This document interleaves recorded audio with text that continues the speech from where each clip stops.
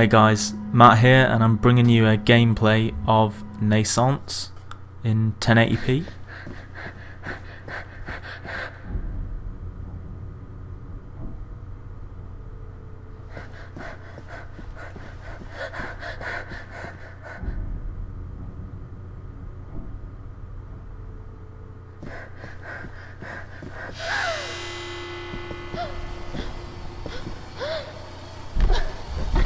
Just like that thing from Lost. Crazy. Right.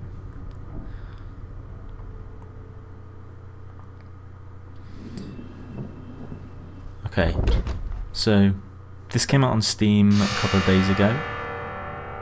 There it is. I have played it before playing this bit, so it's trippy, basically. It's quite a lot about lighting and waiting for the light to show you the way, really, which sounds philosophical. I didn't mean it to, but anyway, it's a very good game by indie developer NaissanceE. So Lucy is lost. Let's see where we are. So there's a lot of jet blacks in this game, except for this ball of light here. But it might not come across on YouTube, but the blacks are jet black. So when you can't see something, you really cannot see it. You know, corners of rooms, when the light's not hitting where you're supposed to go, you really have no idea where you're going. So it's quite creepy.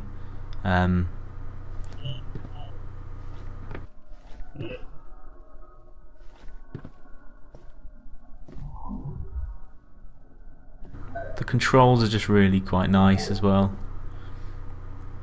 It's based off the Unreal development kit, so it's really nice. Plays really well.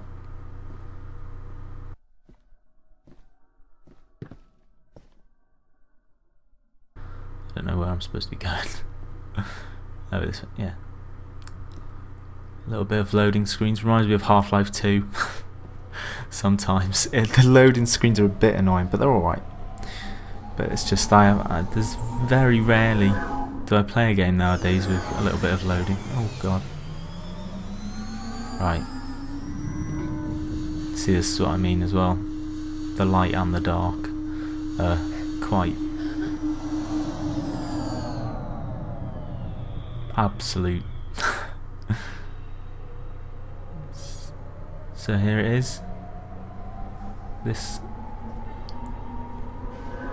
behemoth of a structure, or behemoth, however you want to say it. We're going to explore it, basically. Ow. Whoops. Misjudged. Right, this is a really nice thing as well. So that indicator, it'll tell you in a second actually, but that indicator is breathing. So when it blinks up, you click the mouse button, the first mouse button, left click even. There we go. It's just really nice. It's sort of, I mean, yeah, it's immersive, really, more than anything. And I've played for a couple of hours and it hasn't got old, so it doesn't get annoying. Some things, some indie developers sort of put in a system that isn't used in AAA games, and it isn't used for a reason, you know. Whereas this one just seems like it's not really worked for a game yet, but for this one it really does work. It's great. It really places you in the surroundings. It really makes you feel like you're there. So here we've got to use the balls of light to guide us around. It's really tough to see where you're going. It might not come across in this. It might look like I'm just sort of.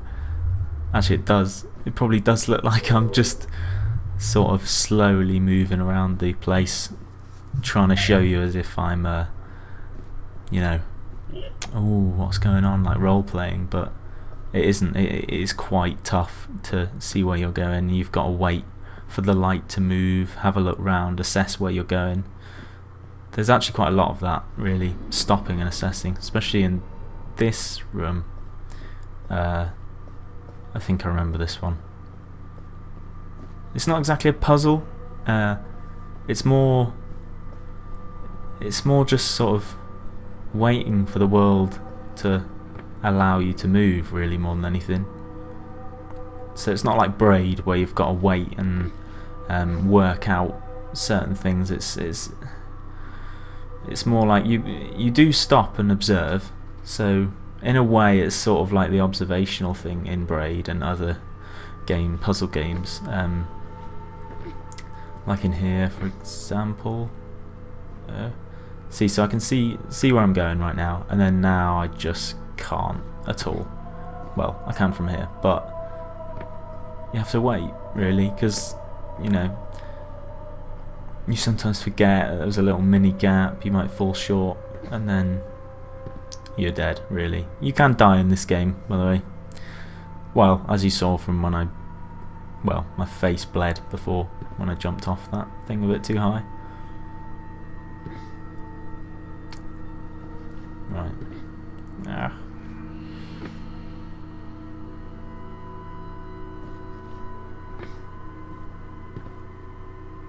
Yeah, see, so pitch black. Can hardly actually see where I'm going. I think I'm at the... No, I'm not at the bottom. Right, now I'm at the bottom. So there's not actually no, there's not actually a source of light. It just sort of comes from the... Well, I guess it's just in the engine itself, and so it adds that mysterious air to it. And now you've got these boxes, which are quite interesting. So it's all about playing with light, really, in my eyes, anyway. And sort of letting that guide you around.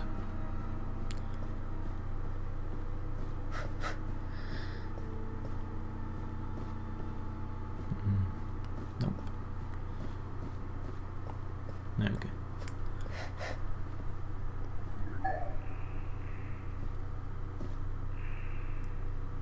That's right, I'm just gonna wait. So I've just assessed what's going on there, really, more than anything. Which is what you've got to do sometimes in this game, really. It's not a just run and explore sort of game. You have really got to pause a lot, and just... It's quite nice to pause as well, because the architecture in this game is phenomenal, really. It's stunning for an indie game, especially. I just really like the style of it as well.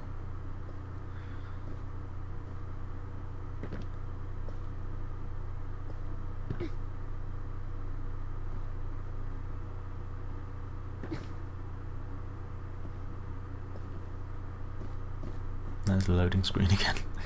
So look, so this is, yeah, the architecture's pretty nice, really.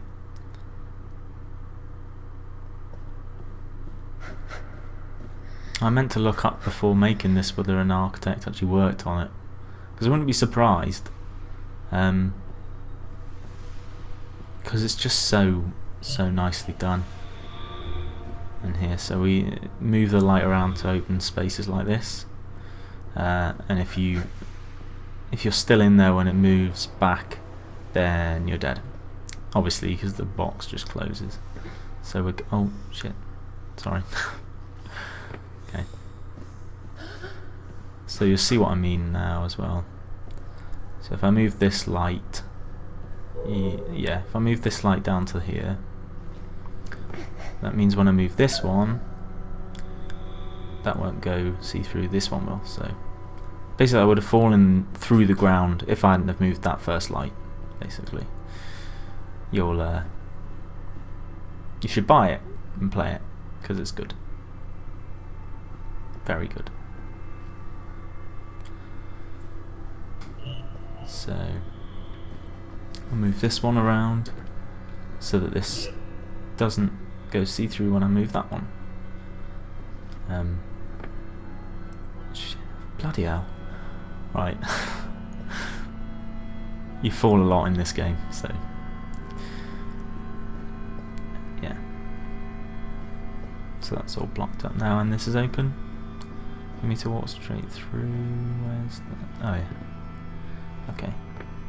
So I need to hit this. Oh cool, it moves up and down, so there's some sort of a little puzzle to solve. Well, not really, again, it's not really a puzzle, but it's that sort of waiting puzzle, that observational one. Do I want that around there? No, do I? Oh, of course. Alright, I'll move that. And then... oh shit, a gap.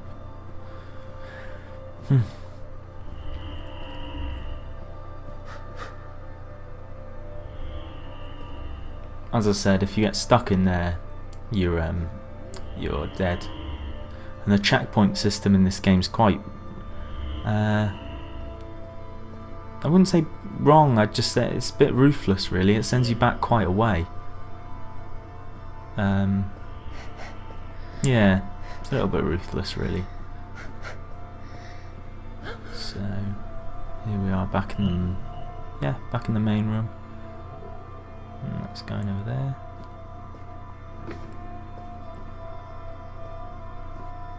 Right. It feels very much like you're finding your own way through this game as well. It feels like there is one route, I think, but it feels like you're choosing your route, if that makes sense. It feels like there are other paths for you to take.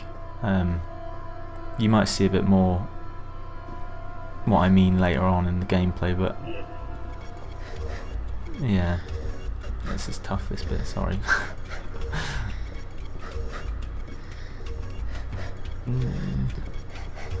So it's surprisingly difficult to jump and breathe at the same time. It's just, there's something about it, because it doesn't match up obviously, so at some points you're having to jump and press the breathe button, and at some points you're not. At some points you're fine like that. But yeah, it's a little bit distracting, and we did it, so that's fine. And we're on to the second one. Oh, a bit too eager. I'm running ahead of it now. Okay. So there we go. Something's happening.